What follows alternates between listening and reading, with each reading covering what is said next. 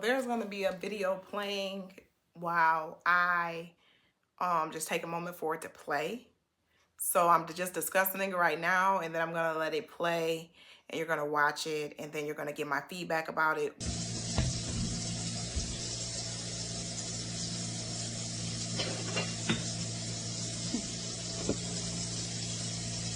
Give me that knife. Give me the knife. I'll give it to you in the back. I'll give it to you.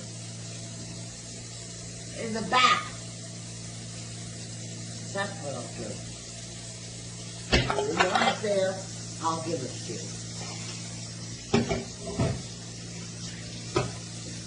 Or maybe in the front.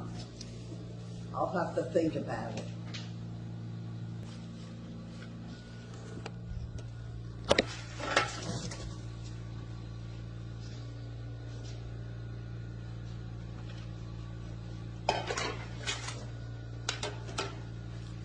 I'm recording everything you're doing. I'll send it to your daughter. So keep doing Get that. out of here.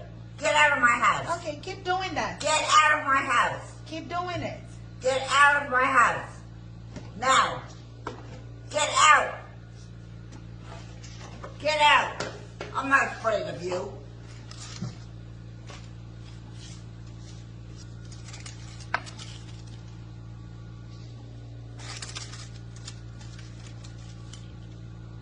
No. Stop it. No. Stop. No. No. You know what no means? I guess you don't. You put it on your head.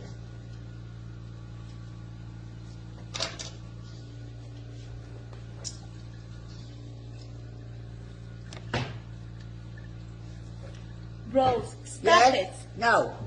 No, I will Stop not it. stop it. I will not stop it. I will not.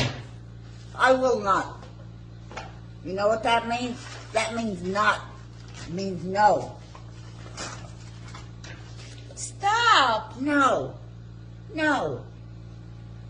That's my house. I can do.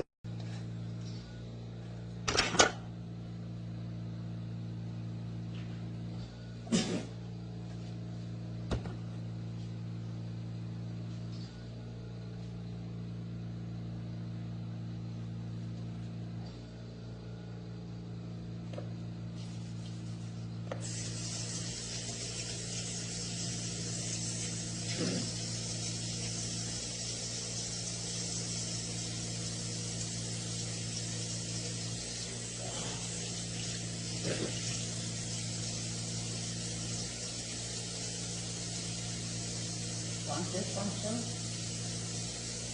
You want more?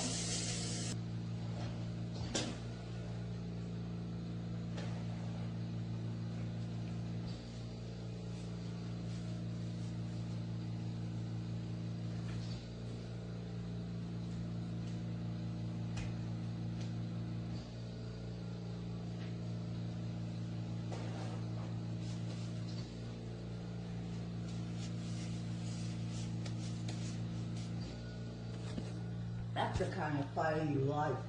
Thinking rotten fire. Just like you. And you're a liar. And a thief. And an actress. An actress too.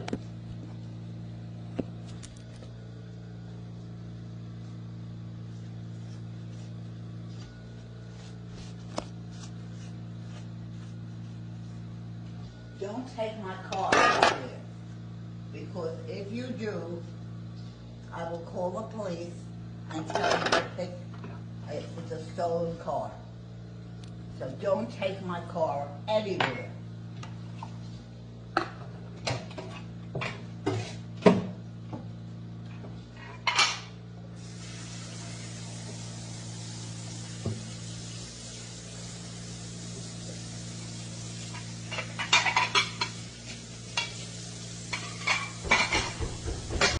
So anytime that you have a resident who becomes combative or seems to be racist or doesn't want to work with the person that they are working with, you do not keep on sending that person to care for that resident.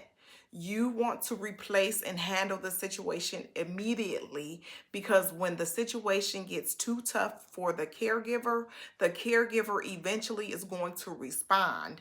Because when you are either doing home care or you are in a residential setting, like a adult foster care home or assisted living facility, and you are the only caregiver that is there and there is nobody else to relieve you, then you are going to either act and you're going to remove yourself.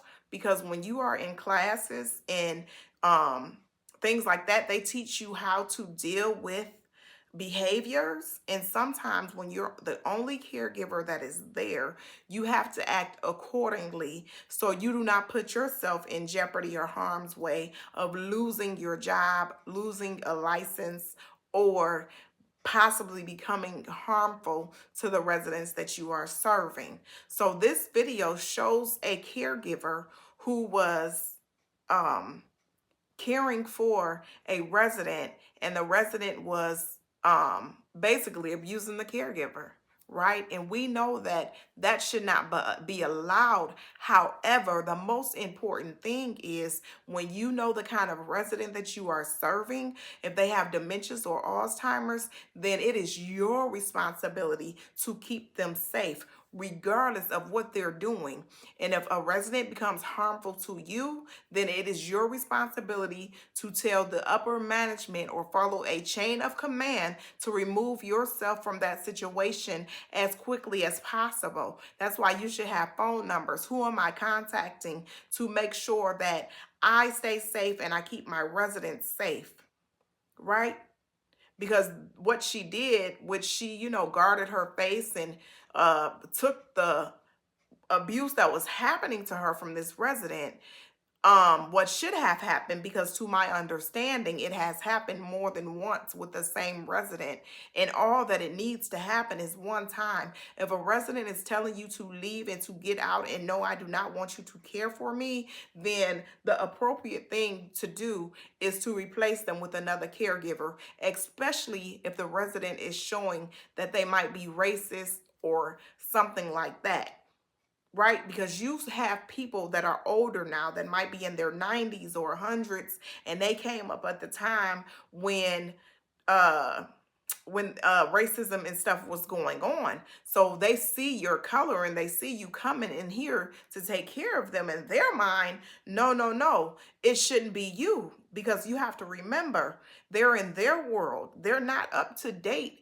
with things that are going on in front of them right now. So it's very important as a caregiver that you practice and remember these things when it's time for chaos to happen, because chaos happens and you have to adjust accordingly and to be able to think before you respond or before you act. Right? Because you all remember that there's news clips that's back in the day, and it's probably still happening today, to where caregivers are taking it upon themselves to abuse residents because residents are refusing care or they're refusing to do something that they're being told to do. But it's your responsibility as a caregiver to keep your hands to yourself, even if a resident is showing violence towards you. And that's why it's important for the owner of the operation, the provider, to make sure that they do their detailed assessment to make sure what they're getting, to make sure that they know these behaviors of a resident, and to make sure that they know what their social background is. Because you would never put one male into an all-female home, and you would never put one female into an all-male home. And that's the same thing with their disabilities and their mindsets. You will never want to mix something that is not going to be compatible with everybody else in the home. And we have to remember that. That's why it's important not to come in this for the money, but to come in here with the heart of a caregiver and a mind of a business owner, because your strategic planning has to work out for everyone involved, right? As I always say, and as I'm going to keep saying, that the money follows the